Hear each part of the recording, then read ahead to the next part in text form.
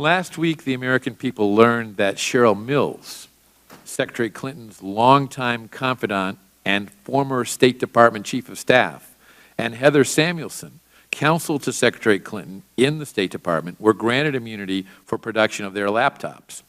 Did the FBI find classified information on either of their computers?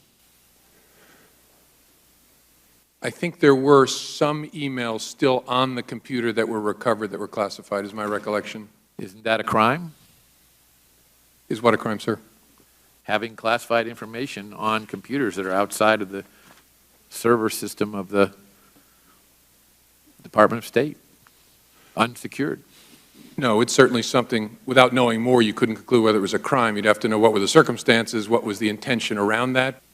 Doesn't it concern you as an investigator that your chiefs in the Justice Department decided to become an immunity-producing machine for many people who would have been very key witnesses should there have been a prosecution?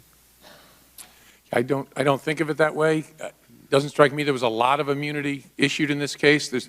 I know it's a complicated subject, but there's all different kinds of immunity. There's probably 3 different kinds that featured in this case. Fairly typical in a complex white-collar case, especially, as you try and work your way up towards your subject. That I think there are lots of questions people have, which is why I've worked so hard to try and be transparent. There's never been this kind of transparency in a criminal case, ever. But because I understand the questions and the importance of it, I've tried. But I hope people will separate 2 things: questions about facts and judgment from questions and accusations about integrity. As I said before, you can call us wrong, you can call me a fool, you cannot call us weasels, okay? That is just not fair, and I hope we haven't gotten to a place in American public life where everything has to be torn down on an integrity basis just to disagree. You can disagree with this. There is just not a fair basis for saying that we did it in any way that wasn't honest and independent. That's when I get a little worked up, sorry.